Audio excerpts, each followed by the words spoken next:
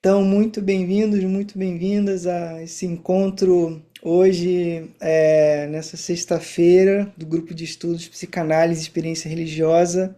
Estou muito feliz com a presença aqui do professor Paulo José da Costa, né, que foi orientador da nossa amiga Marcela Fratos.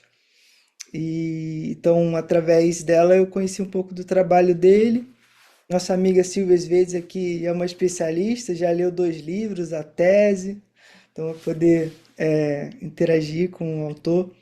Então, o professor Paulo é psicólogo clínico, psicoterapeuta de orientação psicanalítica, mestre em psicologia social pela PUC Campinas, doutor em psicologia clínica pela USP, professor aposentado do Departamento de Psicologia e do Programa de Pós-Graduação da Universidade Estadual de Maringá.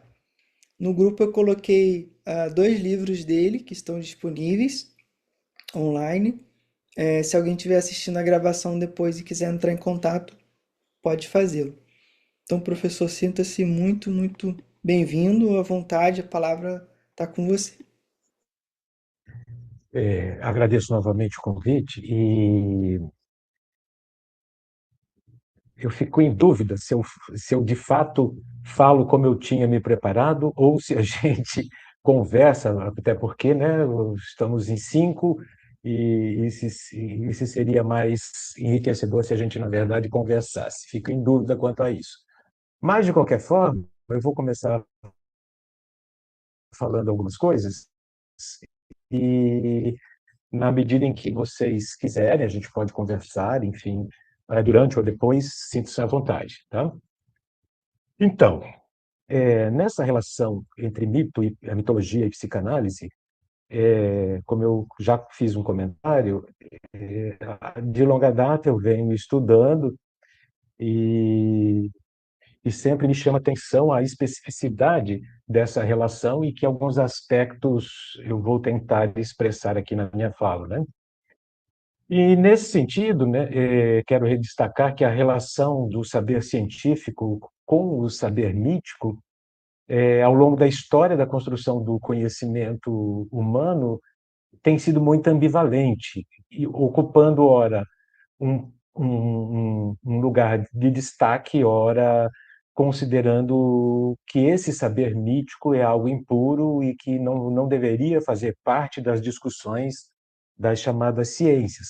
Mas Freud foi na contramão dessa lógica positivista e considerou a possibilidade de um encontro fértil entre a psicanálise e a mitologia, e fez uso muito rico e fecundo, como a gente vai ver, desse encontro, dessa interação entre esses dois campos de saber que o Freud, que o Freud foi criando e o outro que já existente, o saber mítico, né? E, nesse sentido, o autor Bem-Vidas ele sustenta que o esforço do Freud em estabelecer um diálogo entre a psicanálise e os outros saberes, incluindo o saber mítico, representou a maturidade e a autonomia do Freud no aprimoramento do seu corpo teórico, do seu método, enfim, da psicanálise como um corpo de conhecimento sobre o, os aspectos humanos. Então, no entendimento do Bem-Vidas, o Freud que desbravar o arcabouço nebuloso do universo mítico, projetando luzes através do mundo da ciência, no caso, a ciência psicanalítica que ele criou. Nesse sentido, Freud ele reconheceu que o mito contém um saber diferente do saber científico a respeito das questões humanas. E, ao transitar nesse terreno, a psicanálise e a mitologia comungam em revelar aquilo que é falível na condição humana, ou seja, a limitação do ser humano em suportar a experiência emocional de não controlar a realidade, porque no verso mítico não há um controle da realidade em função de que o ser humano é subordinado aos deuses, e isso é muito contundente. E no verso psicanalítico, pelo fato do ser humano não controlar a natureza efêmera, né, da realidade, daquilo que é real, e, e, e se torna, embora apesar do grande desejo e da luta do ser humano, inclusive pela ciência, de controlar a realidade, ela sempre nos escapa. Não pretendo apresentar uma revisão histórica do curso da psicanálise pela mitologia extenso, apenas vou resgatar algumas ideias de alguns autores que eu acho importante, até para não ficar muito cansativo, espero que não, né? Pelo menos vou tentar. Então, meu propósito é esboçar o interesse da ciência psicanalítica pelo acervo cultural dos mitos, como um campo enriquecedor para a compreensão teórica e clínica das questões humanas. E nessa intersecção inaugurada por Freud entre a linguagem mítica e a linguagem dos sonhos, encontra-se a chave, penso eu, para compreender o funcionamento intrapsíquico e entender a atração da psicanálise pelo campo mítico.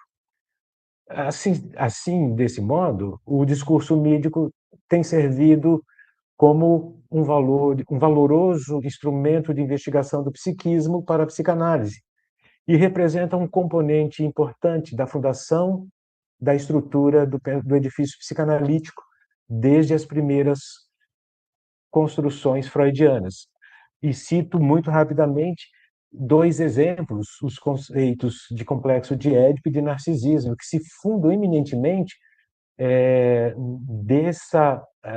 desse encontro, desse exame e dessa interlocução do Freud com a mitologia, no caso especificamente desses dois exemplos com a mitologia grega.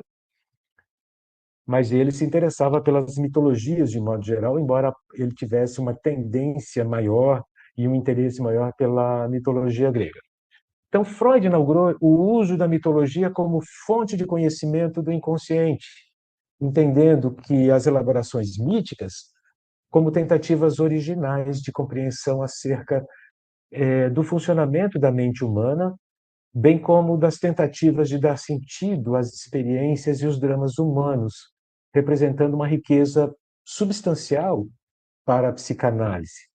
E ao longo da sua obra, o Freud contribuiu com a compreensão de que o inconsciente se desloca para o universo mítico, desconhecido e ao mesmo tempo revelado, como a gente vai ver um pouco mais daqui a pouco. Então, para a psicanálise, a versão mítica, tal como a versão do inconsciente, tem o estatuto de não ser necessariamente real, mas ser verdade.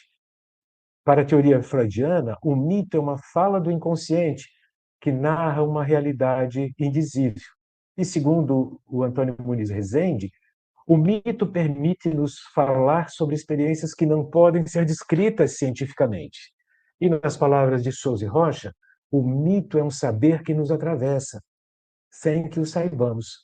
Assim como o inconsciente, um saber que não se sabe, que a gente no fundo sabe.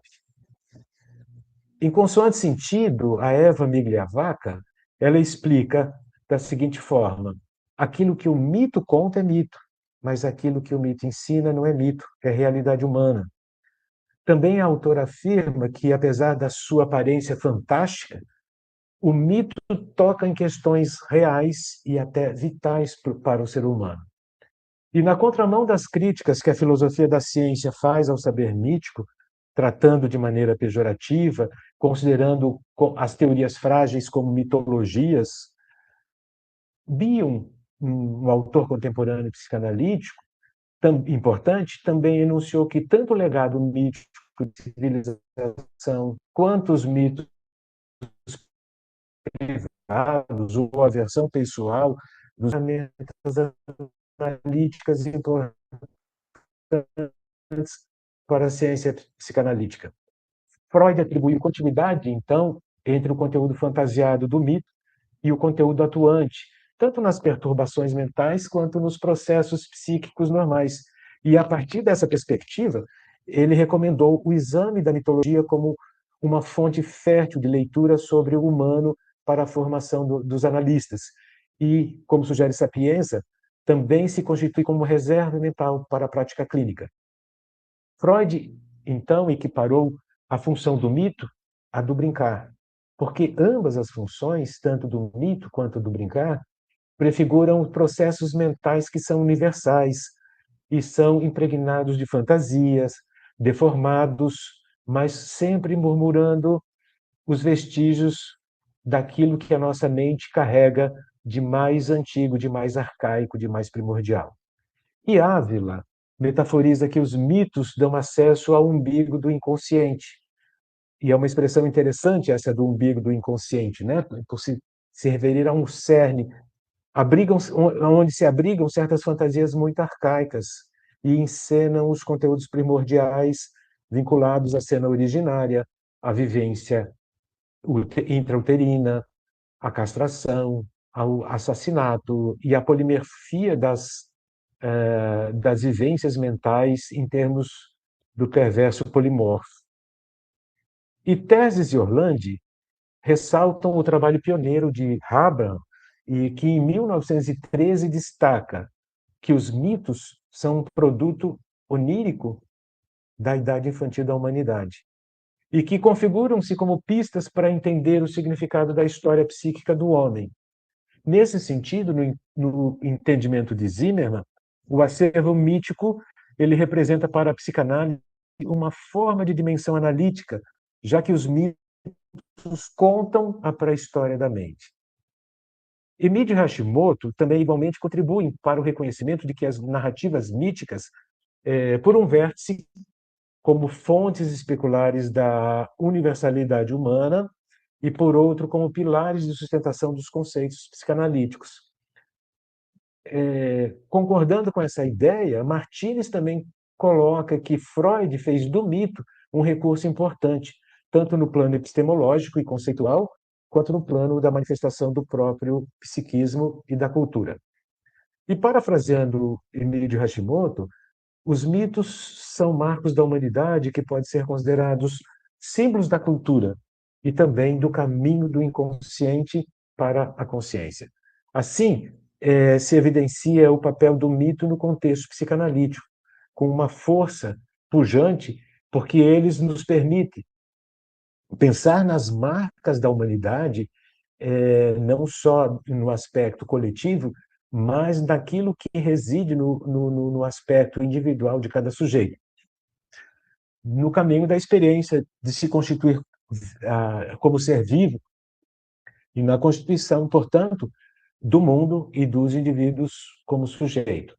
Os mitos são como uma metalinguagem, portanto, um modo de significação, um símbolo, ou inúmeros símbolos se condensam nas expressões presentes nas narrativas, nas diferentes narrativas míticas, né?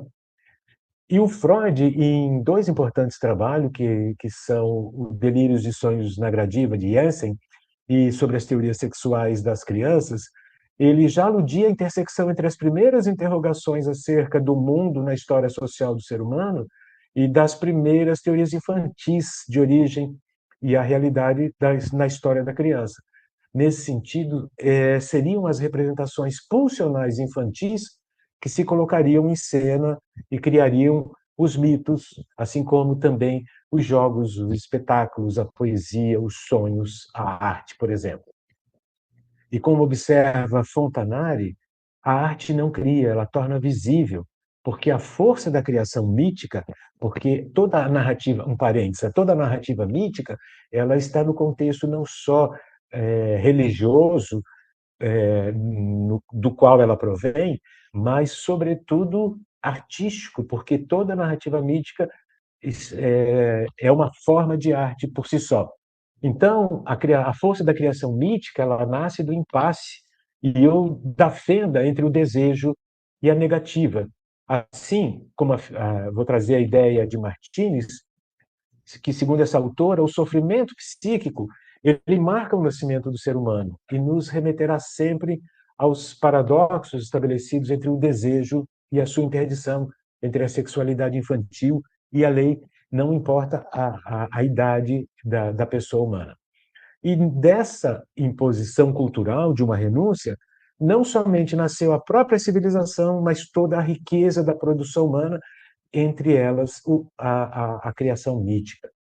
E o homem psicanalítico cria, e nessa criação marcada então pelo desejo inconsciente, vai se fazendo a sua historicidade, que é prenha de mitos, de sonhos, dos devaneios e das fantasias. Assim, pela afinidade que as interpretações psicanalíticas têm com o discurso mítico, a serviço do desvelamento de sentidos, do enredo do inconsciente e a herança cultural que estão contidas nele, os mitos eles se tornam fontes inspiradoras para se pensar psicanaliticamente o ser humano.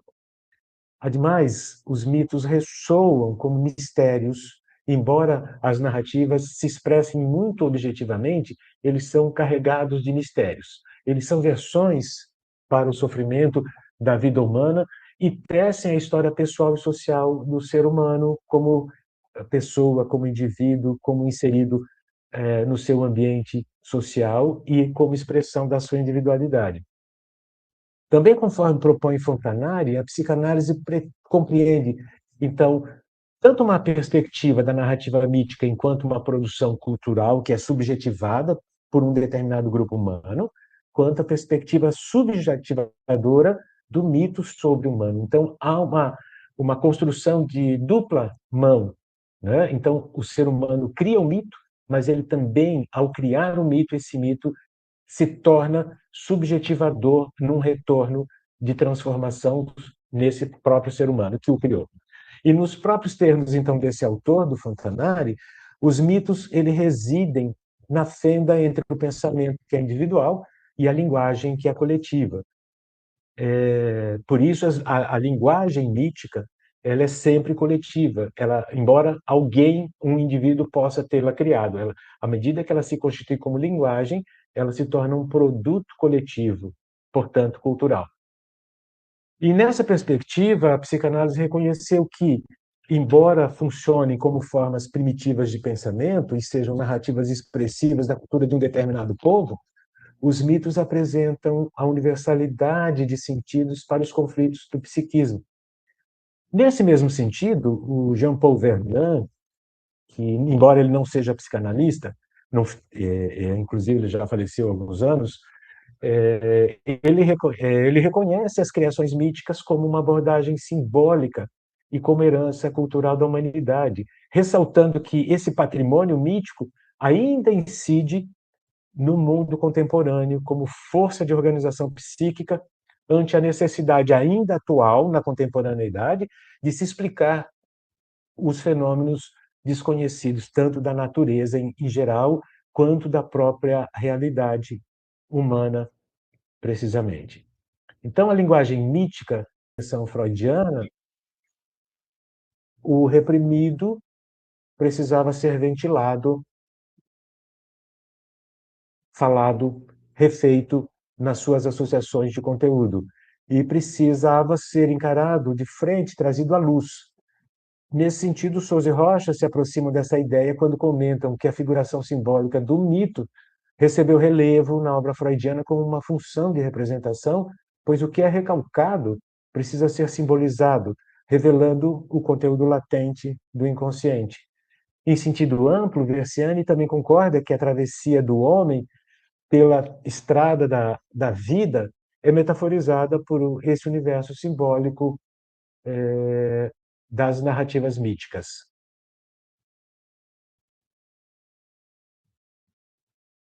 Martínez também postula que pensar o recalcado em ação no mimetismo do herói no mito se estende estende a compreensão para a camuflagem do inconsciente no mito, no jogo de esconde-esconde, simbólica. Então, o mito, ao mesmo tempo que se revela por uma linguagem muito clara, ele contém algo escondido por trás desse aspecto fabuloso que a gente vê na trajetória da história contada através da figura do herói. Então, a riqueza dos mitos ela advém dessa polissemia de verdades possíveis, dos múltiplos sentidos inesgotáveis e da moldura elástica que eles atribuem para o enredo do incognoscível e daquilo que é recalcado. Eu vou trazer agora uma contribuição do Bion, que na sua produção teórica, ele é herdeiro da tradição da psicanálise também de empregar os mitos para, como Freud, ilustrar sentidos de compreensão sobre o funcionamento psíquico. Ele prosseguiu nas incursões pela mitologia e enfatizou a importância de traçar conexões entre os mitos e a experiência clínica psicanalítica. E sua obra ela é constantemente perpassada pela atenção à função ambígua dos mitos na mente. Para o Bion, os mitos eles podem se constituir na mente humana como um potencial criativo da vida psíquica, como desenvolvendo uma função equivalente à vivência onírica diurna, como também pode servir como verdades engessadas e crenças imperiosas. Então, tanto pode ser o mito ser usado pela mente humana para uma função criativa de ampliação da própria verdade inconsciente, quanto pode servir como uma defesa, por tomar como o que ele chama de verdade engessada, ou seja, algo que serve apenas para obscurecer e não permitir que aquilo que deveria aparecer possa ser ventilado efetivamente. Então, na produção psicanalítica, o funcionamento mental a gente pode depreender que aparece no seu aspecto primitivo, arcaico, originário, como se presentificando nos mitos e nos sonhos do ser humano de todos os tempos, ao mesmo tempo considerado como fundamental para o equilíbrio e a dinâmica do psiquismo. Nessa concepção, a mente ela vai transpirar através dessas formações míticas, mas não só, né? Os sonhos são, segundo a compreensão bioniana, também expressões dessa transpiração mental, assim como os próprios sintomas. Desse modo, assim, os mitos têm uma correlação com os sonhos e sintomas que vai ficar mais claro um pouquinho daqui em alguns aspectos que eu vou colocar daqui a pouco. Então, os mitos, eles nutrem a vida psíquica e representam conteúdos psíquicos em busca de, de se manifestarem narrativamente, pois estes se expressam na própria narrativa, constituindo-se pela leitura ou por se ouvir essa narrativa, ela em imagens alegóricas que são construídas a partir da plasticidade psíquica. Então, desde Freud, a psicanálise apercebeu-se da confluência de perspectivas entre o ser humano que é descrito na mitologia e o ser humano que é objeto da própria investigação psicanalítica. Ou seja, esse ser humano que é um ser em conflito, que é movido pela triangulação entre o desejo, o limite e a transgressão. Ou, como propõe Terses, o conflito movido pela triangularidade que é desenhada entre o herói, o objeto de desejo e a figura proibitiva. Concordando com esse aspecto, Versiani contribui afirmando que o desejo aparece no mito sempre com a marca do delito, ora pelo prisma da destinação, ora pelo prisma da transgressão. E, segundo Miglavaca, a narrativa mítica, aos olhos da psicanálise, ela desempenha uma função explicativa como tentativa de organizar a realidade que é desconhecida, tanto a respeito da criação da origem quanto da condição do destino do ser humano. E opera também uma função transgressora, por externalizar uma realidade que é, embora deformada, mas ela se externaliza de modo algo que embora externaliza de modo deformado, algo que é incognoscível, enigmático e, sobretudo, penoso para o psiquismo. E quanto a essa perspectiva transgressora, a Versiani ela coloca que há uma contraposição a essa perspectiva transgressora do mito, que é a própria regulação mítica. E comenta que, em sua forma original, as histórias míticas elas trazem componentes de incesto, de traições, de mortes e de inúmeros outros temas que provocam horror, espanto, mobilizam emoções de repúdio, inclusive. Concordando com Versiani, Emílio Hashimoto consideram que, ao se apresentar dessa forma, os mitos oferecem elementos explicativos e modelos de referência, onde, estando presente tanto o sentido transgressor, como, né, se apresenta o componente de incesto, de traições, de mortes, por exemplo, aí, muito claramente, aí está um sentido transgressor, mas há um espaço de normativo, desculpa, há um elemento normativo, ou seja, além daquilo que é traduzível e transmissível por se expressar de forma naquilo que a narrativa expressa diretamente, há uma certa tendência do mito a expressar o efeito do que é equivocado, apontar que é errado, apontar que precisa o herói, como o Édipo, né, ao cometer o incesto parecido, ele precisa ser punido em função do crime cometido. Então, nesse sentido, o aspecto regulador, normativo, se evidencia às vezes de forma direta ou outras vezes de forma indireta.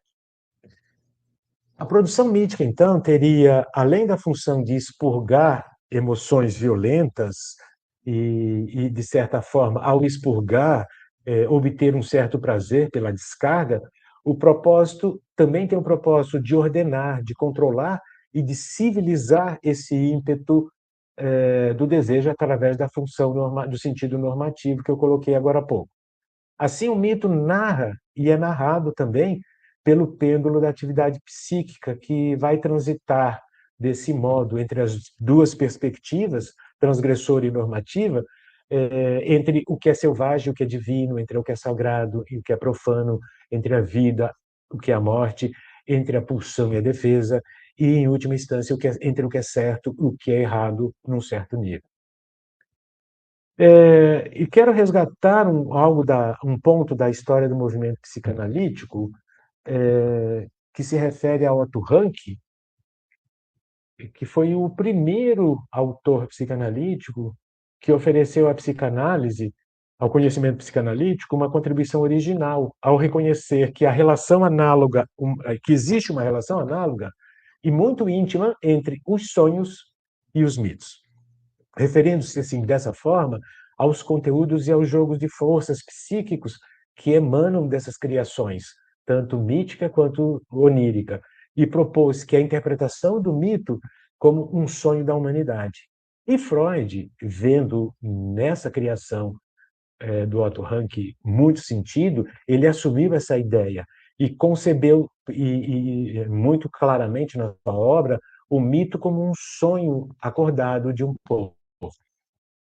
Em suas palavras, no caso de Freud, os mitos seriam vestígios distorcidos de fantasias plenas de desejos de nações inteiras. Segundo Freud, seriam os sonhos seculares da humanidade. E a temporalidade e os conteúdos primordiais e pulsionais, a forma alegórica e simbólica, o sistema defensivo peculiar, assim como o interjogo de afetos presentes, sempre foram aspectos que, segundo Freud, conjugavam a linguagem mítica com a linguagem do inconsciente. Então, esses são aspectos fundamentais já presentes na linguagem mítica e que Freud, ao explorar o inconsciente humano, ele percebe essa confluência onde o inconsciente também, não, assim como os mitos, se manifesta de maneira alegórica, simbólica, um sistema defensivo, o interjogo de afetos opostos se degladiando, caracterizando tanto no saber mítico quanto, como eu já citei, no saber psicanalítico, esse ser humano eternamente em conflito. Além disso, a predileção, tanto no sonho quanto no mito, por criações plásticas e enredos desmedidos, revelava para o Freud processos similares de funcionamento. A narrativa do processo mítico, assim como as construções oriundas do inconsciente, sejam os sonhos, os sintomas, as expressões artísticas, etc., né, demonstrava a imperativa e fantástica versão do processo primário. E no decorrer da sua investigação, ele constatou ainda que o elo de criação entre os processos primários e processo secundário gestaria tanto a elaboração secundária nos sonhos quanto gestaria a elaboração das narrativas míticas. Então, admitindo que há uma equidade com a atividade de representação onírica, Freud recomendou que o exame metodológico da narrativa mítica fosse da mesma natureza interpretativa dos sonhos, considerando que a verdade psíquica contida neles ia além da realidade factual. Além disso, Freud considerava que, assim como a formação dos sonhos se enredaria a partir de vestígios da vigília, no mito essas narrativas também teriam.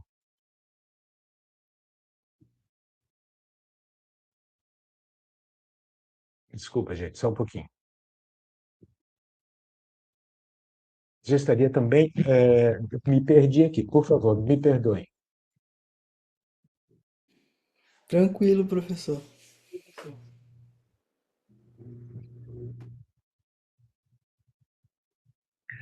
Então, assim como na formação dos sonhos existe a necessidade para se entendê-los, para se interpretar, com a consideração dos vestígios de vigília que surgem pela associação livre, no mito, as narrativas também seriam construídas a partir dos elementos oriundos do contexto cultural, político, religioso, estando entrelaçadas, que se teria conhecimento, estando enlaçadas, portanto, a experiências externas associadas à construção feitas pelo povo que criou aquele conteúdo mítico.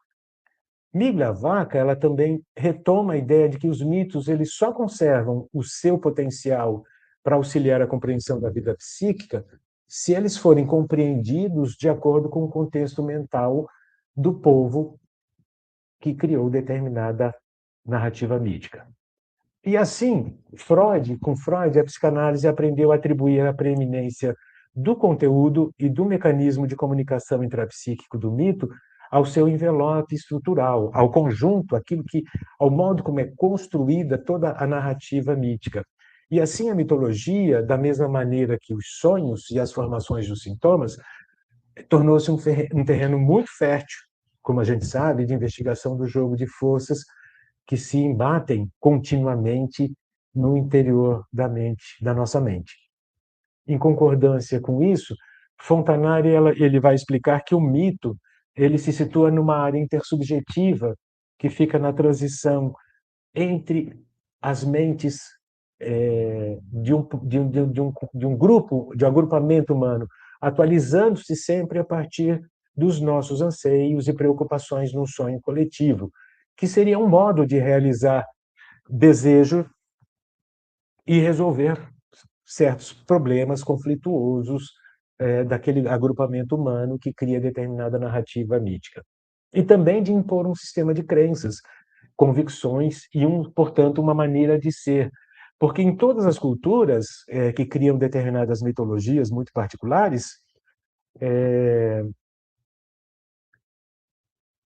se constitui um sistema de crenças, de convicções que determinam como esse povo, inclusive, se organiza social e culturalmente. Então, sob esse prisma, os estudos psicanalíticos aprenderam que, mesmo que encenem um tempo primordial, porque todo mito ele vai falar sempre de um tempo inicial, de um tempo arcaico, de um tempo que não se sabe quando, né? Esses mitos, assim como os sonhos, eles vão transgredir, portanto, exatamente por se referirem a esse tempo primordial, eles vão transgredir as razões do tempo, do espaço e da ação. Nunca vão se referir a um tempo presente. Encenam, então, conteúdos inconscientes que se agregam, e aí está a marca da proximidade com a construção onírica, né?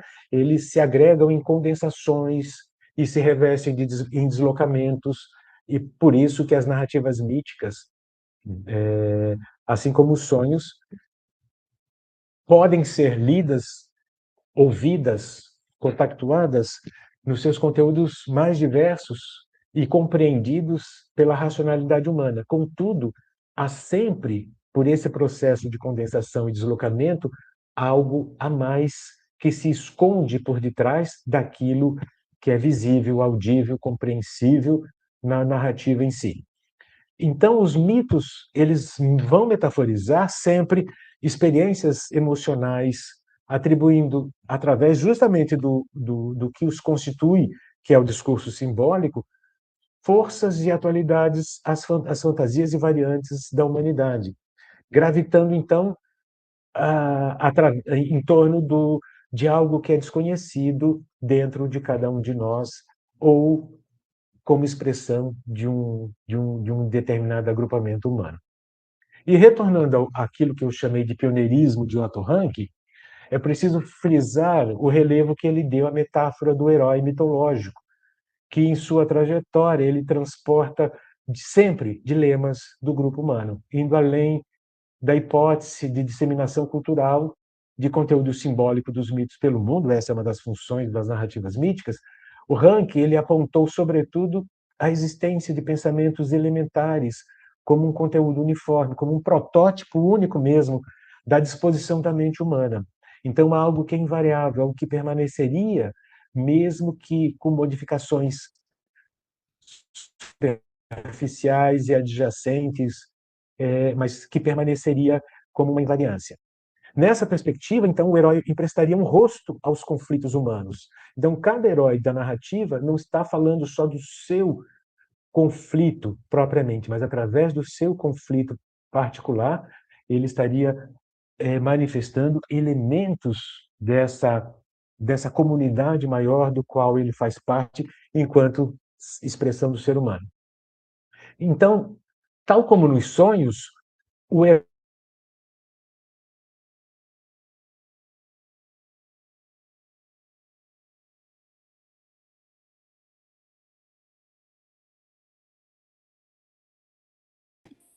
E esse horário, né? então eu estava Então, eu estava me referindo assim como no funcionamento dos sonhos, há uma dissimulação nos mitos por uma censura que existe no processo de construção, né, da narrativa. E então a psicanálise ela ingressa na escuta do mito para tentar compreender os conteúdos mentais que são disfarçados através daquilo que é comunicado na história de determinado herói. E, a partir então da perspectiva de que há sempre uma resistência inconsciente que vai estar presente não só na construção daquela narrativa, mas que se manifesta na pessoa daquele que tem contato com aquela figurabilidade narrativa. E Bion ele vai compartilhar com a ideia de Rank, de Freud, de que o mito, como o sonho da humanidade, ele é atemporal e contém em si as manifestações primitivas e imperecíveis do psiquismo.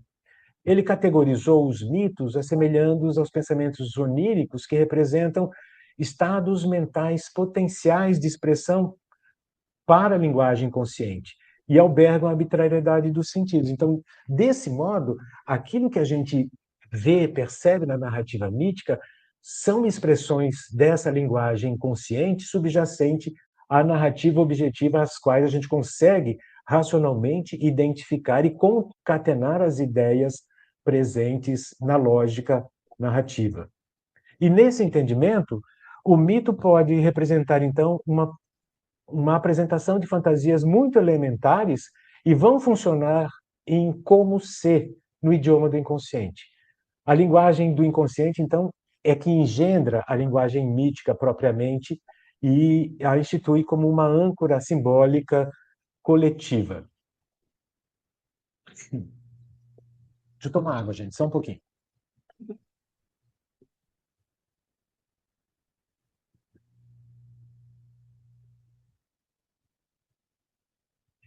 Na interpretação dos sonhos, o Freud ele emprestou do sentido popular a ideia de que os sonhos são causados por indigestão. Claro que ele tomou isso figurativamente, para construir uma compreensão de que o inconsciente ele secreta os sonhos, ele produz os sonhos, e que estes são formados por derivados do metabolismo psíquico.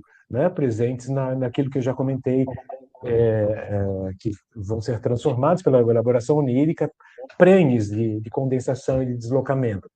Então, Freud, ao formular a ideia de que os sonhos se comportariam como sintomas, ele vai se referir à deformação desenhada, como eu estava me referindo, pela condensação e pelo deslocamento, e representaria a ação de um efeito da censura e, arbitrariamente, um efeito transgressor dissimulado, porque, ao mesmo tempo que apresenta algo que nós conseguimos compreender por uma determinada lógica, há por trás, mesmo que de forma disfarçada e às vezes até imperceptível, há uma vazão de conteúdos inconscientes que construiria, mais do que as criações originais de expressão do sonho, criaria também os mitos e os diferentes sintomas, os atos falhos, enfim, todas as expressões da cultura humana.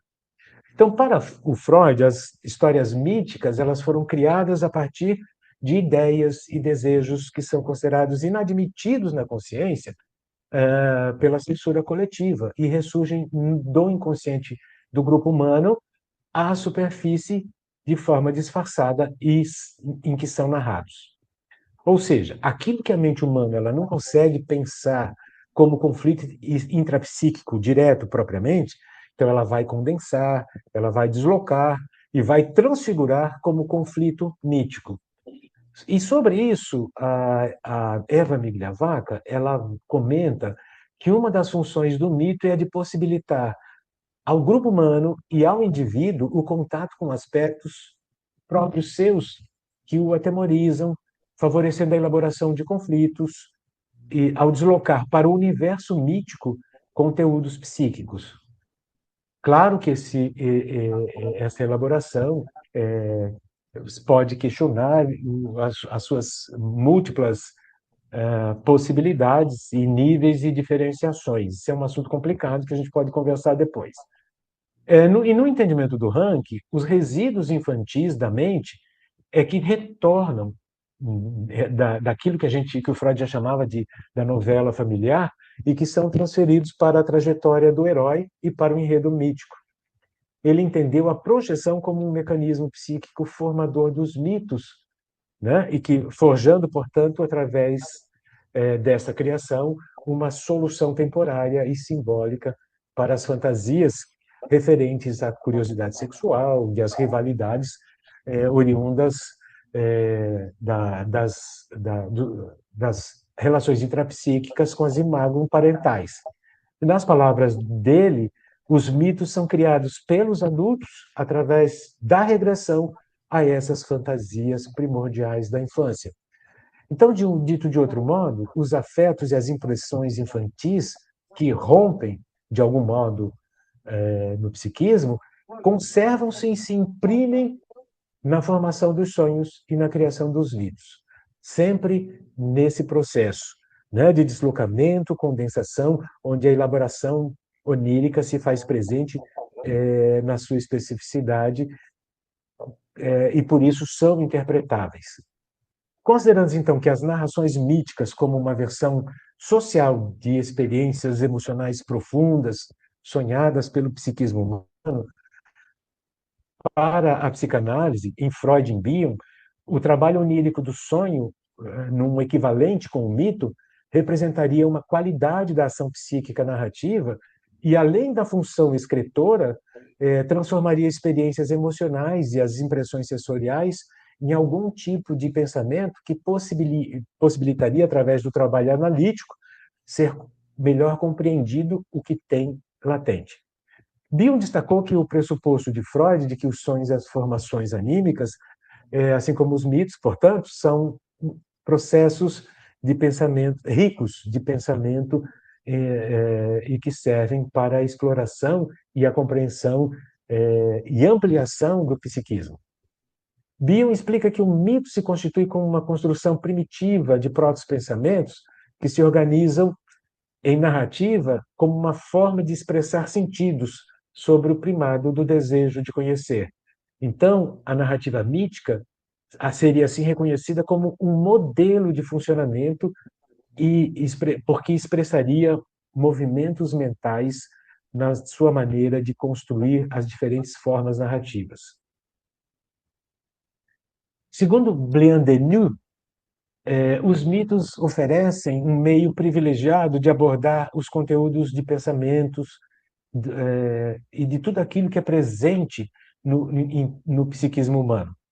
Se Freud chega a afirmar que a teoria das pulsões é a mitologia da psicanálise e que o sistema pulsional imanentemente oculta conteúdos sérios e perigosos, Bion também concebe os bions como um modelo de funcionamento psíquico de estados mentais brutos. E nesse aporte teórico, Bion fundamenta o entendimento de que a formulação mítica representa um modelo de experiências mentais, como já vinha dizendo, que vivenciamos durante o processo enigmático de conhecer.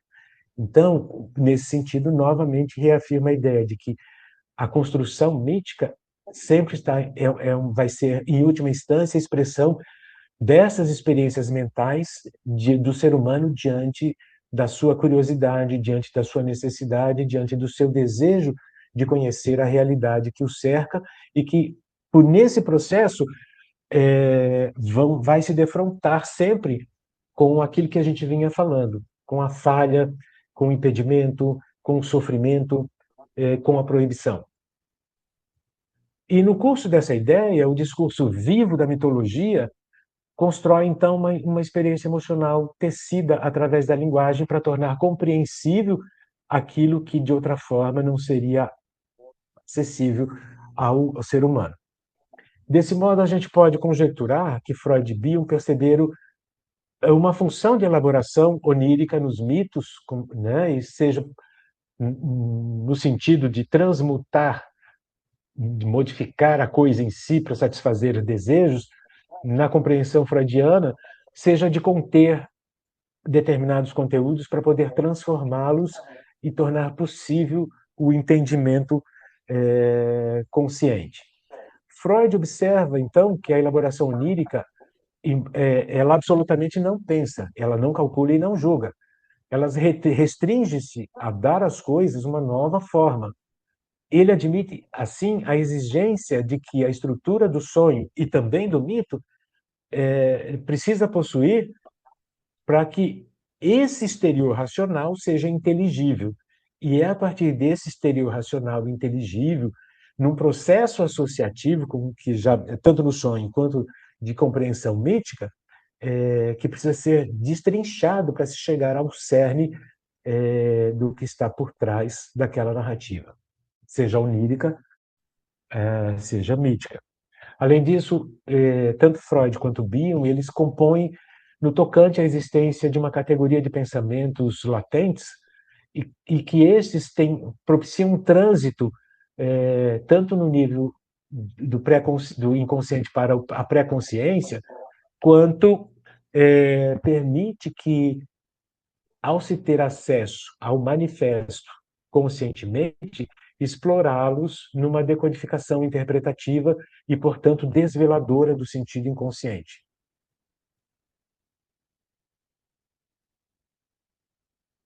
Então, nessa tentativa de compreensão, a gente pode considerar que existem dois tempos de formação do mito, que seria um tempo da ação psíquica da elaboração onírica, no trabalho sobre o retorno do recalcado, e um outro tempo que seria de transformação da narrativa para torná-la plausível e possível. Então, a psicanálise leu, portanto, na narrativa mítica, o encontro entre o universal e o singular. Então, o trabalho do mito ele vai situar o espectador dentro da narrativa e depois o retira dela, transformado ou transtornado. Porque ao se ter contato com uma determinada narrativa, seja conscientemente, seja inconsciente, se tem contato com aquilo que está implícito, não só com aquilo que é manifesto, e isso faz mobilizações emocionais no psiquismo de quem lê ou ouve a narrativa mítica. e transtornado porque, efetivamente, na maioria dos casos, ninguém sai ileso sem ter contato, imobilizado por aquilo que o mito contém, mesmo que não se perceba claramente. O grande exemplo disso é quando, por exemplo, pessoas vão numa apresentação teatral de alguma tragédia grega, ou, por exemplo, né, Édipo Rei, e há toda uma mobilização onde as pessoas ficam chocadas com o parricídio, com o incesto, sem necessariamente que aquilo traga a sua história pessoal com essa questão intrínseca, mas há uma mobilização incômoda que é sentida e é expressa através, às vezes até de repúdio, aquilo que é encenado, embora seja terceirizado, aquilo não é meu como espectador. Eu estou horrorizado com aquilo que acontece naquele sujeito encenado, que é o Édipo Rei. Né? Então, nesse sentido, a presença do mito, a gente pode considerar que ela é simultaneamente um sinal de vitalidade e equilíbrio entre os impulsos e impulsões constituintes do ser humano, porque é possível esse interjogo, tanto de se dar conta e elaborar a especificidade de algo que é revelado, quanto naquele exemplo que eu usei de se assistir à peça Édipo Rei, que é terceirizado, mas que se tem conta ao horror, ao incesto e ao parricídio, por exemplo. Né?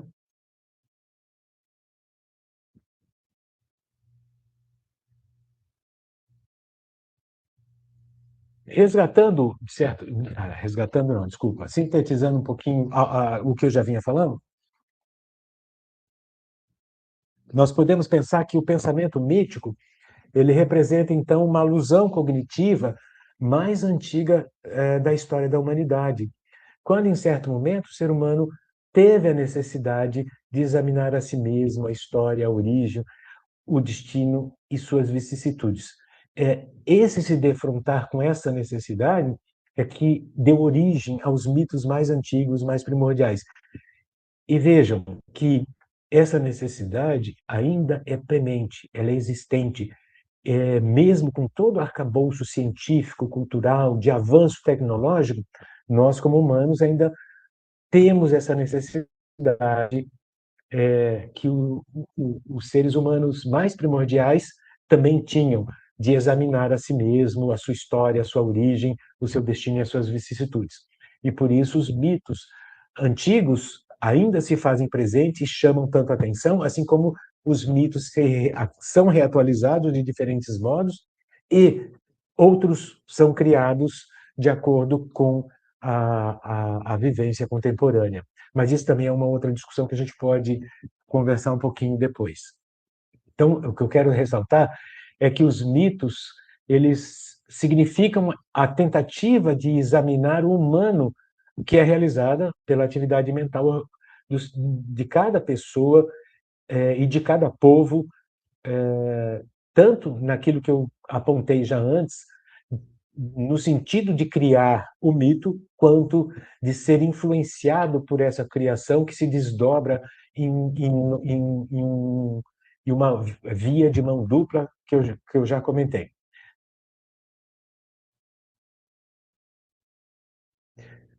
Um outro ponto que já está presente no que eu vinha falando, mas que eu quero destacar, é que Freud arguiu sobre a premissa de um princípio de decifração do inconsciente regendo o sonho. Então, para ele, o trabalho do sonho seguia sempre o rastro do desejo do paciente em si, enquanto o trabalho dos mitos, assim quanto o trabalho dos mitos e das lendas, como ele concebeu e que Bion também contribuiu, impeliram para a possibilidade de decifração dos mistérios da vida e conduziram para que se desenvolvesse novos conhecimentos individuais e coletivos daquilo que era disfarçado, daquilo que era sentido como problemático, temeroso, às vezes até perigoso, para se entrar em contato diretamente. E desde então era propósito do Freud usar a mitologia então como um modelo explicativo, que é isso que se exemplifica no que eu já citei muito resumidamente, quando ele cria os conceitos de narcisismo e de complexo de Édipo. Então, esse modelo explicativo, através da mitologia, seria uma tentativa de organizar e responder questões que inquietam o ser humano, que às vezes não se consegue de outro modo.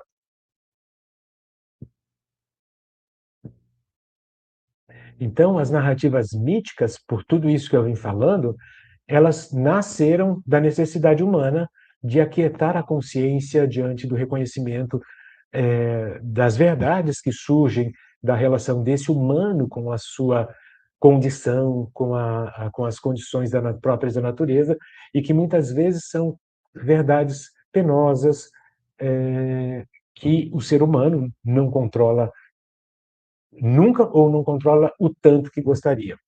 Nesse sentido, para a Eva Migliavacca, além de psicanalítica, considera as narrativas míticas como prenhes de dramas humanos que subvertem tanto a lógica do tempo e do espaço, porque contam conteúdos invariantes do grupamento humano que sobrevivem ao tempo como uma herança que extrapola o povo que criou aquela narrativa.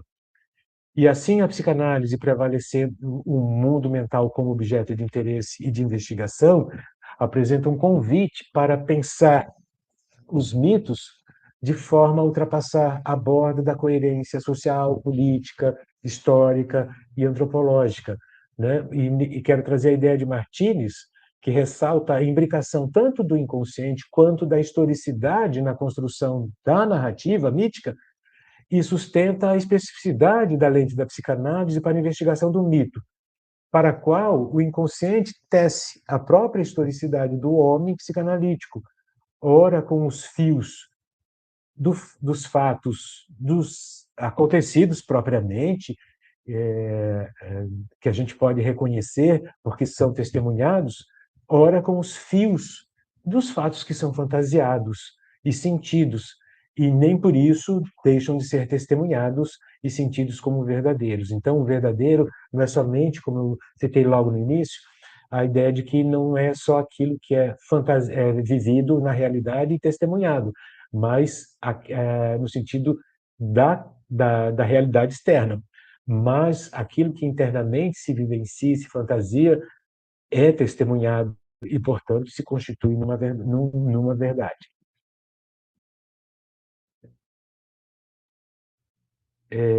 Nesse mesmo, nessa mesma sequência, a gente pode considerar que a psicanálise, então, destacou os mitos como algo que é um eco do espírito da humanidade que se atualiza nos diferentes tempos históricos, por representar exatamente a herança das experiências emocionais que são atemporais, compartilhadas e que traduzem os questionamentos do ser humano diante das suas vivências de modo geral.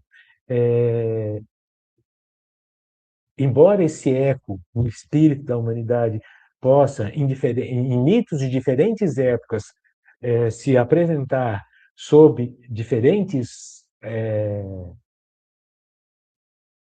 carapaças, feições, conteúdos externos, narrativos, ela traz em si aquilo que eu chamei de invariantes, de elementos que não importa se o mito é narrado através de aspectos datados de um determinado grupo, de um determinado contexto e de uma determinada época. Eles em si vão sempre conter algum elemento invariante por trás daquilo que alguns considerariam como datado.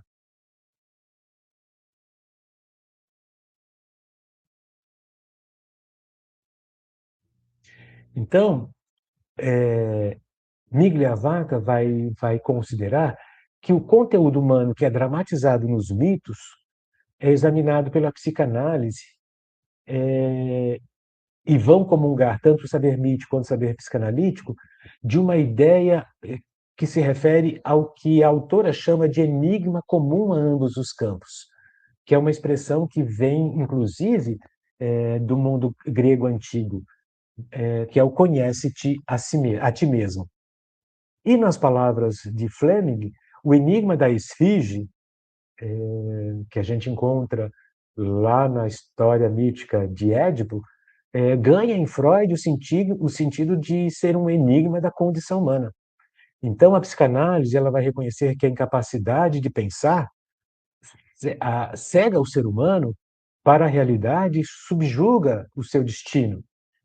A proposta da psicanálise vai ser, então, primar por uma posição mental contemplativa e reflexiva diante do retrato dos conflitos psíquicos que são compartilhados e emoldurados pelos mitos. Claro, não só pelos mitos, eu me citei os mitos, porque é a especificidade da nossa fala, mas como eu venho salientando, que é compartilhado e emoldurado também pelos mitos, mas também pelos sonhos, também pelos sintomas e pelas demais produções culturais humanas. Pois, como comenta Versiani, na narração mítica, aquilo que escapa, ao mesmo tempo se deixa ver, adquire um lugar, adquire uma forma, uma representação pela palavra, e por adquirir uma representação pela palavra, permite que seja, seguindo um método próprio, a decifração. Se os mitos veiculam símbolos que contêm uma carga emocional portadora de pensamentos, de afetos inomináveis ou rechaçados, a presença do oráculo no mito vai reverberar os desejos e anuncia os medos humanos mais profundos e obscuros.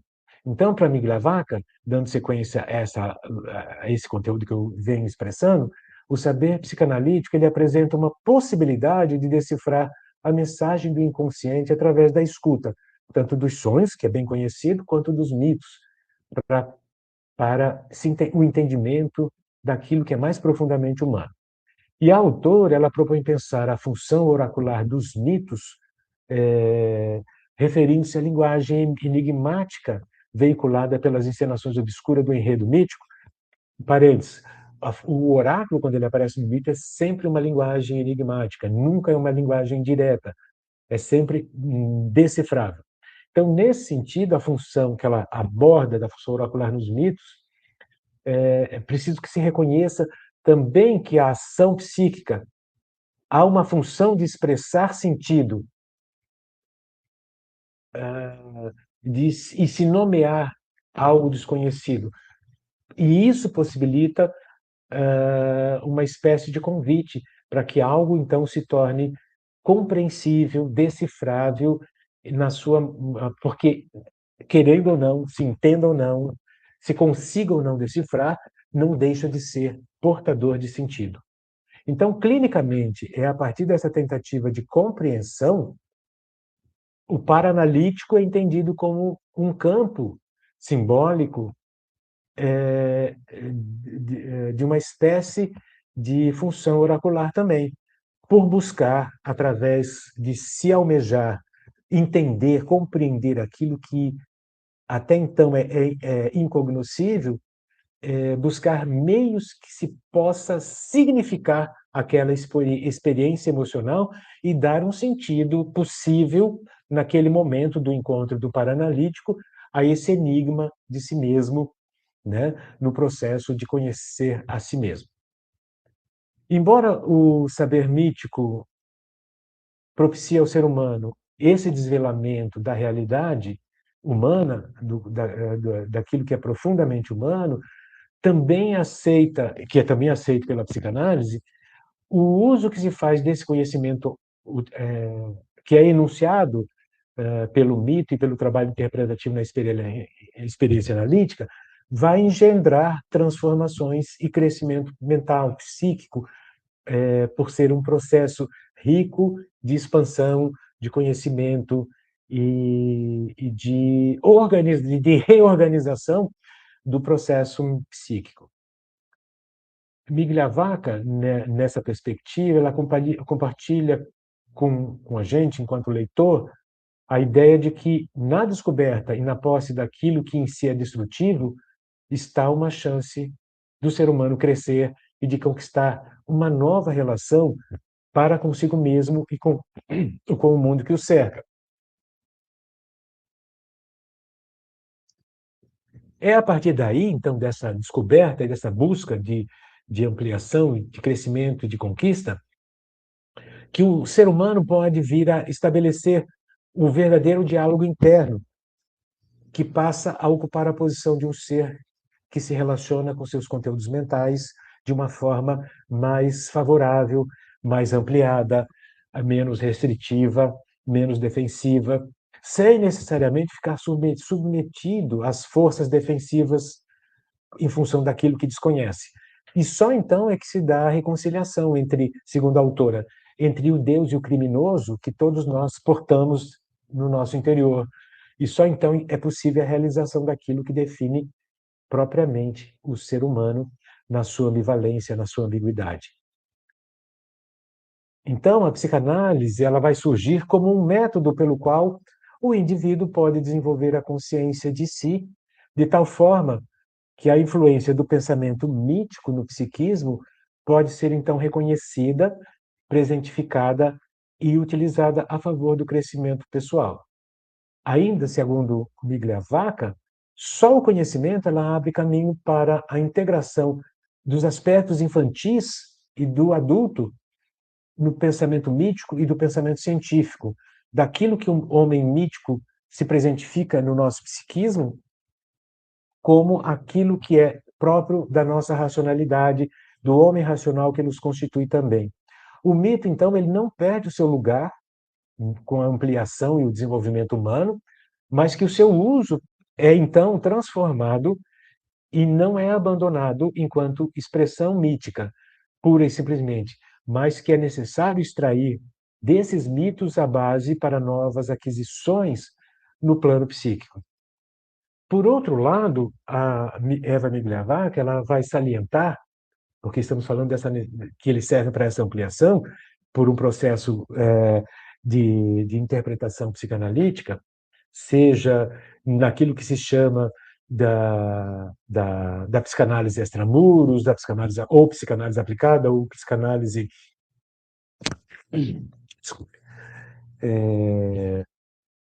para além da clínica estrito sensu,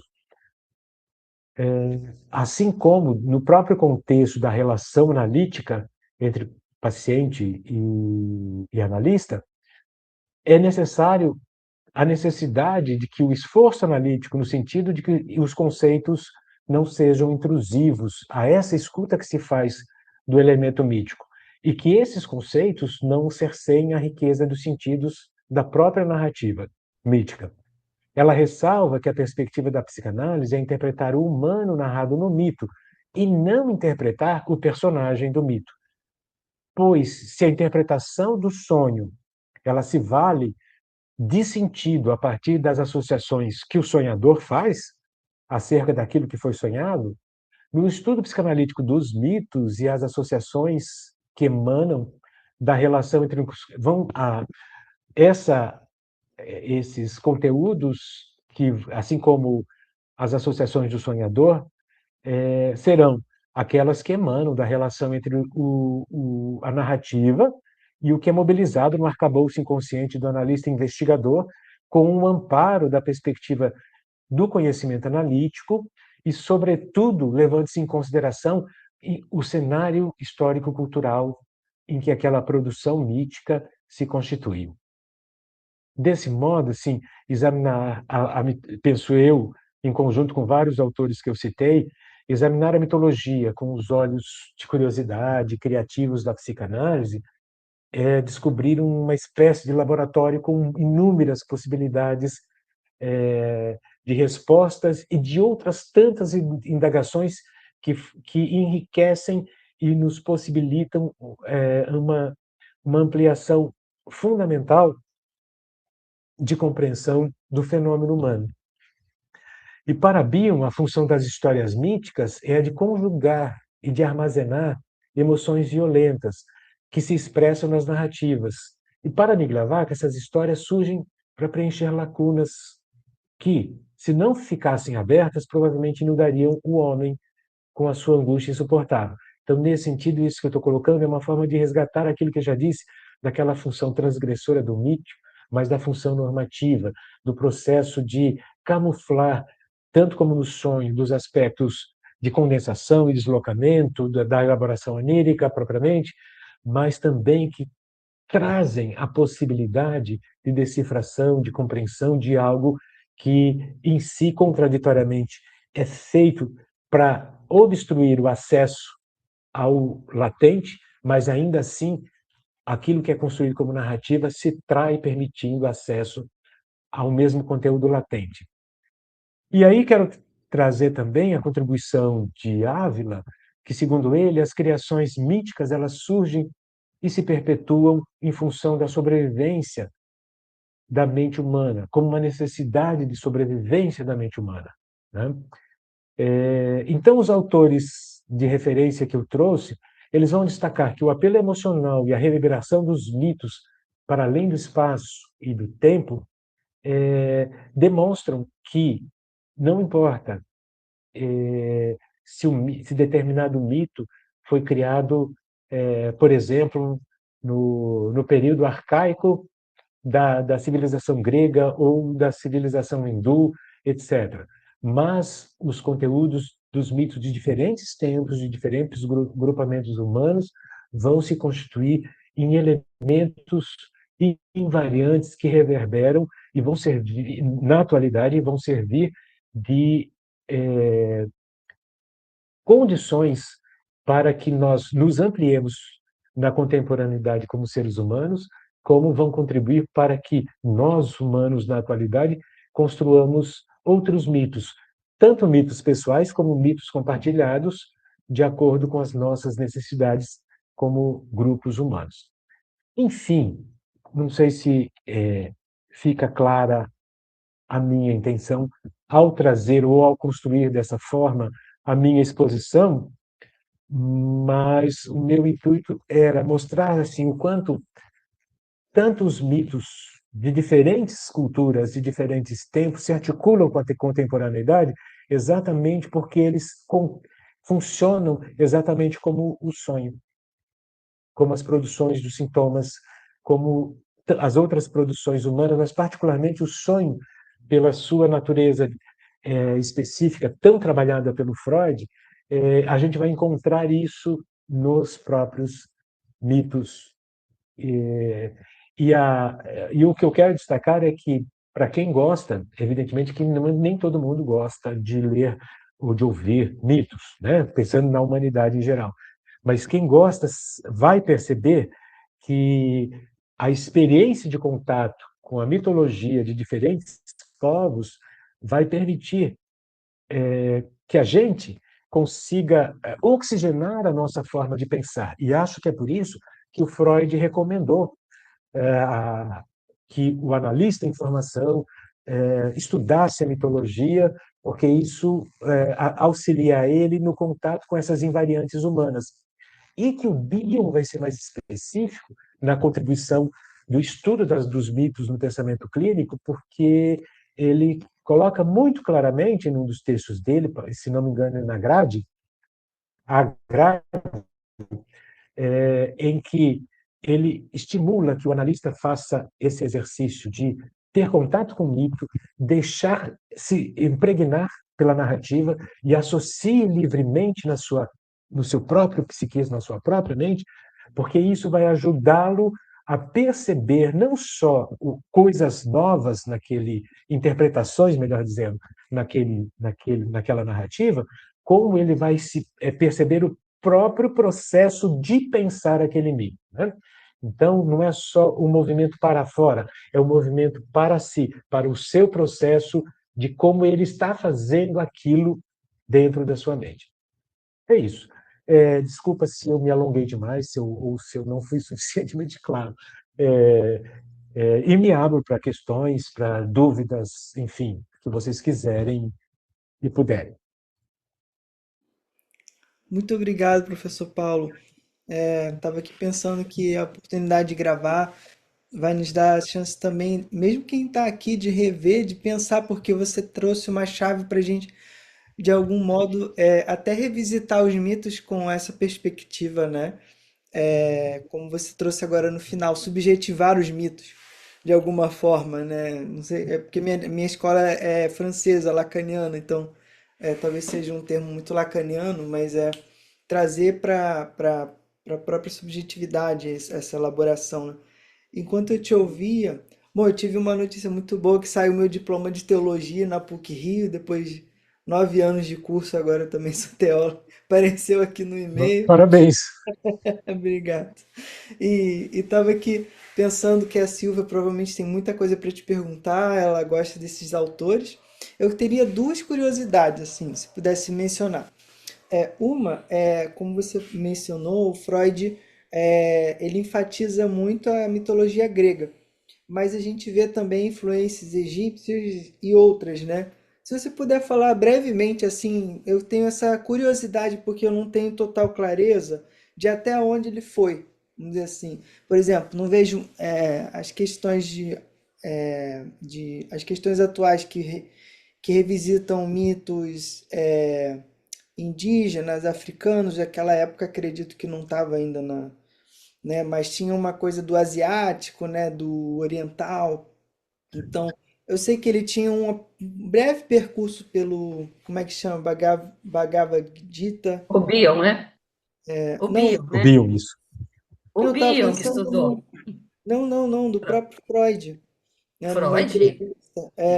numa entrevista para um Bruno, que eu não lembro o sobrenome dele, ele menciona que ele tinha um conhecimento dessas mitologias orientais e ele recomenda, acho que em 1905, se eu não me engano, que ele recomenda que ele não vá mergulhar muito fundo não, porque seria muito difícil voltar desse mergulho no oriental, né? Enfim, puder falar um pouco para me ajudar a uma clareza assim da borda, conhecimento freudiano sobre a mitologia. E a outra é se talvez você pudesse dar uma palavrinha sobre esse sintagma muito curioso que ele cria para o totem e tabu, né? Como um mito científico dele, né? Que eu acho muito curioso isso, como é que é um mito científico, né? É isso que eu tenho Pois é. E, aliás, essa questão do mito científico é discutida até hoje, inclusive, e muito combatido por muitos, né? Olha só. Porque se considera os críticos ao Freud, ao mito do totem e tabu, como algo completamente fora da curva e que nem deveria ter existido. Não vou entrar muito no mérito, porque eu sou mais afeito de fato, a considerar totem e tabu exatamente como um mito, no sentido científico, porque é uma construção que o Freud faz a partir do conhecimento que ele desenvolveu, dos próprios conceitos que ele desenvolveu, né? Então, o científico aí entre aspas, eu colocaria entre aspas, porque não é reconhecido por outras ciências, e dentro do campo psicanalítico, muitos psicanalistas não concordam muito com essa denominação ou não concordam com a própria formulação do totem e tabu.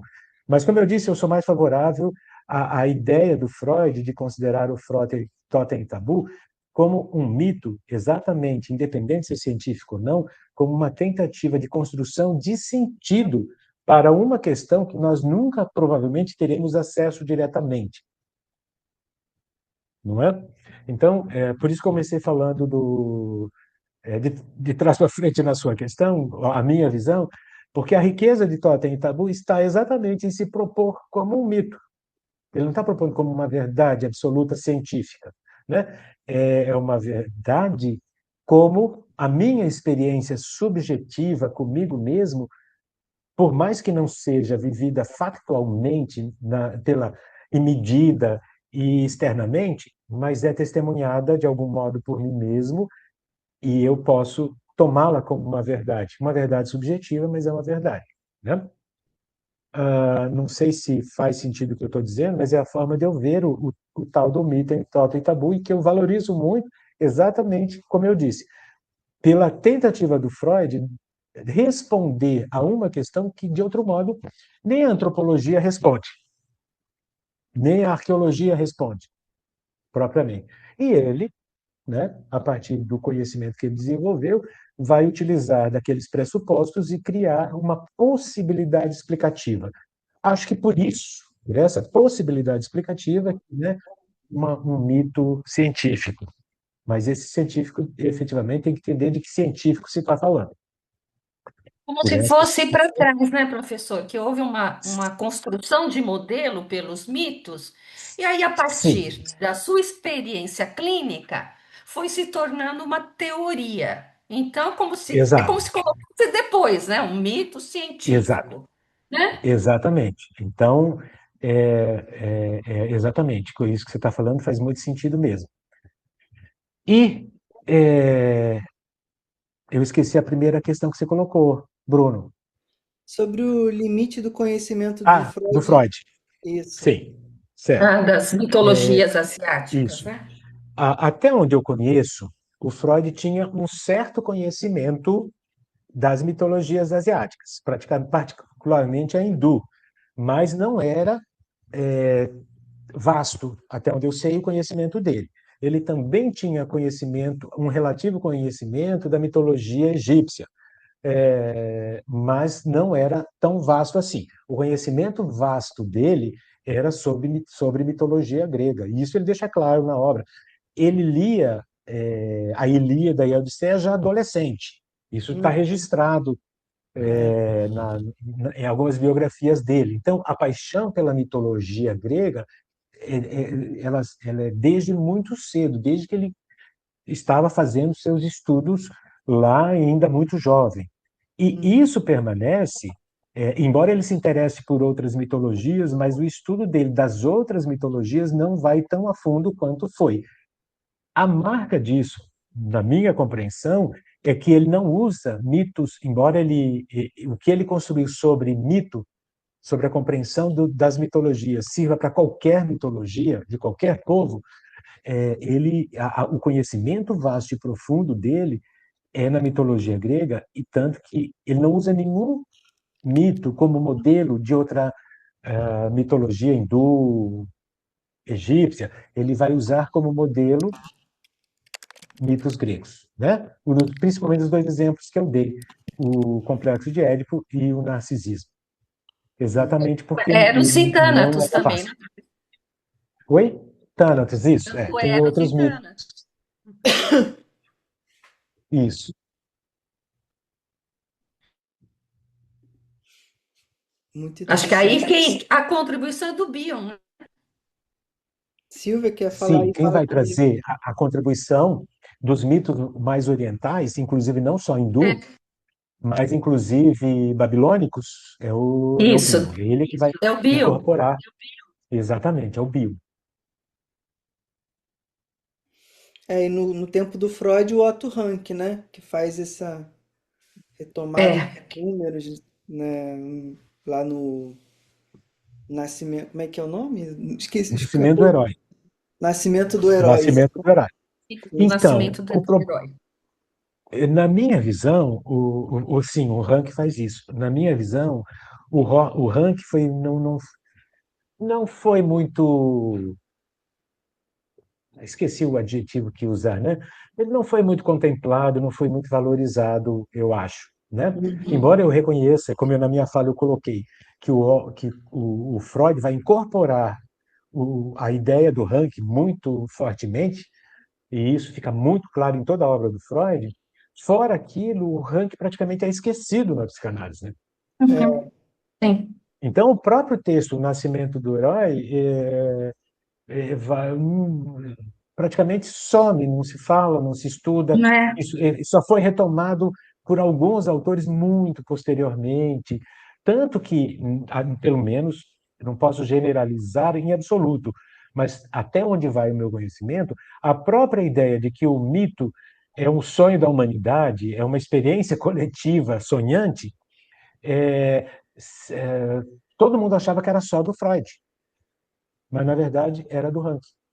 Uhum. Sim. Em Então ele vários foi temas subvalorizado. acontece isso. É. Agora, professor, né? é, Me chamou a atenção a falta da sua fala da gente falar do infamiliar. Eu acho que os mitos, a gente entra em contato com o infamiliar.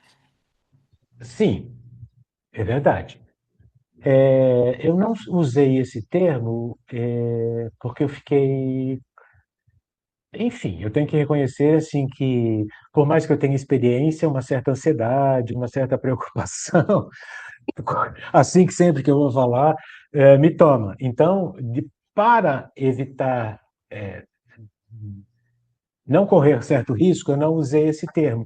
Mas sempre, Uhum. evidentemente, que você tem razão, quando a gente fala do contato com, como o Bion diria, né, direta ou indiretamente com verdades penosas, o infamiliar não tem jeito, ele vai se fazer presente e é Sim. isso que vai despertar toda uma gama de sensações, de vivências, de experiências, e que até por isso é que a gente vai fazer com que o mito seja fonte criativa, como eu citei, ou seja uma fonte engessadora. Uhum. A gente até está vendo, Exatamente. né? Agora, né? Tá tendo toda essa muita falação em cima do novo filme Odisseia, né? Então, como Sim, que pode a Helena ser uma atriz negra, né? Então, engessa o mito num olhar eurocêntrico, né? sim. Aliás, né, essa é uma tendência, assim, esse é o que você está dando, é um exemplo que ocorre em várias outras situações, em outras tantas narrativas e outras tantas mitologias, quando se considera que existe uma narrativa mítica canônica, que não pode ser mudada de jeito nenhum, e que isso não é da natureza da mitologia propriamente. Não, nem um pouco. Todos os mitos são polissêmicos, multifacetados, Polissêmicos. e podem ser tomados de diferentes maneiras, narrados de diferentes formas. E, e isso a gente vê até se a gente abordar pela questão histórica. Os mitos eles nascem pela oralidade. E na Uhum. oralidade, os povos construíam diferentes versões para os próprios mitos, para um único mito, tinha várias versões, e que isso funcionou ao longo do tempo com as mesmas funções que a gente considera genéricas da narrativa mítica. A, a vivência moderna é que instituiu, já na Idade Média isso acontecia, da ideia de um texto canônico. Né? Então, como a própria predominância do escrito vem tirar essa força da oralidade. E o escrito vai contribuir para essa consolidação de uma ideia de que existe um único modelo narrativo instituído que não pode ser mudado. Isso assim é muito perigoso porque destrói a possibilidade da riqueza, daquilo que é essencial na produção mítica. Né? Essa discussão que você traz do filme, que eu li algumas coisas, também me fez pensar justamente nisso, porque eu acho que eu não vi o filme ainda, porque ele não estreou, mas me faz supor que o diretor foi muito foi muito corajoso, Sim, porque ele arriscou, né? sim, Porque pode dar muito errado do ponto de vista do que as sim. pessoas vão gostar ou detestar no filme, porque elas vão estar esperando uma Helena com um padrão fixo. E, de repente, o diretor quis exatamente mostrar: olha, gente, podemos pensar de diferentes formas. Isso é do mito. Isso não. Né, não, o mito no mito não. E isso é interessante porque assim eu estudei alguns mitos dos povos originários brasileiros, alguns mitos Hum, de alguns povos originários africanos, e não importa, o hindu, japonês, norte-americano, eles todos, com a sua especificidade cultural e de época em que foram criados, todos eles têm essa polissemia, esse arranjo multifacetado, e é isso que nos faz nos encantar por eles até hoje. Então, o cuidado que a gente tem que ter com a aproximação do mito, exatamente. a mentalidade humana inaugurada pela perspectiva moderna e contemporânea é engessadora do mito. Mas o nosso psiquismo não deve ser, não é e não deve ser, né? E a gente vê também eu vou chamar dos mitos vivos, que é as religiões, que tem mito, que tem Sim, rito, né? E aí que sim, também, para engessar, né? É algo que a gente também está percebendo, né? Engessa exatamente. um jeito de pensar, um jeito de ter uma experiência religiosa e acaba com a outra, né? Então, a gente vê aqui judaico-cristão e os iorubás. São duas mitologias vivas, porque é religião, tem rito, Sim, né? sim. E aí entra também a canônica, né? Como se deve se pensar de uma religião canônica ou de uma religião judaico-cristã, né? Pois é, mas eu penso que não quero dar conta de uma situação tão complexa para se pensar e se refletir, mas eu quero fazer apenas um recorte. Eu penso que o que contribui para isso que você está colocando é a própria natureza de algumas religiões, as próprias, melhor dizendo, a especificidade de algumas religiões que, que, que tentam usar o vértice mítico por aquilo que o Bill apontou como a parte engessadora, Hum, Sim, ao invés da parte sim. criativa. Isso, em Então, vez de a expandir religião, a mente. Uhum. exatamente. Então, eu Né? acho que a tendência é essa. E, infelizmente, que aí se junta uma tendência de pensamento científico, social, contemporâneo, inaugurado pela modernidade, como eu estava apontando antes, junto com a perspectiva de algumas religiões de optarem por esse aspecto mais engessador da sua experiência mítica religiosa. Isso Uhum. faz com que favoreça, inclusive, em situações extremas, essas experiências mais radicais, né? Sim. Mais fechadas, mais unilaterais, e inclusive gerando perseguições a quem pensa diferente.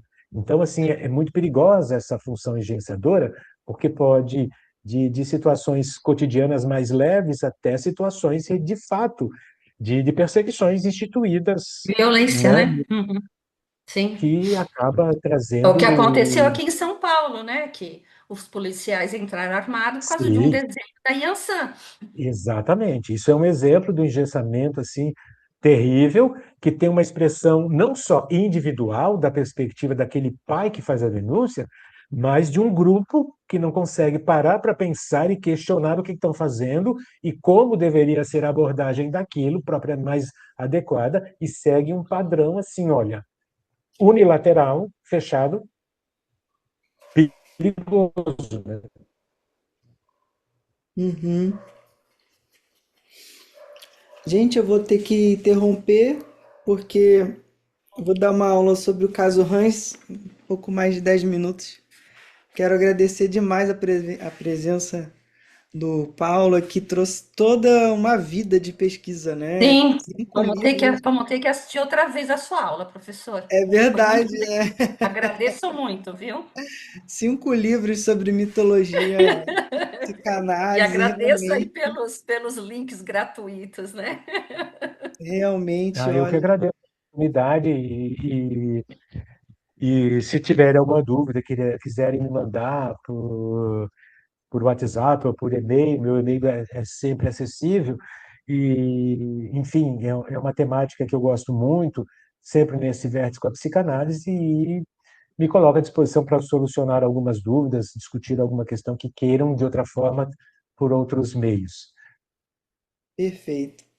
Muito obrigado. Obrigada, professor. Um grande Obrigado a abraço. vocês. Estamos Boa em noite. contato. Boa noite.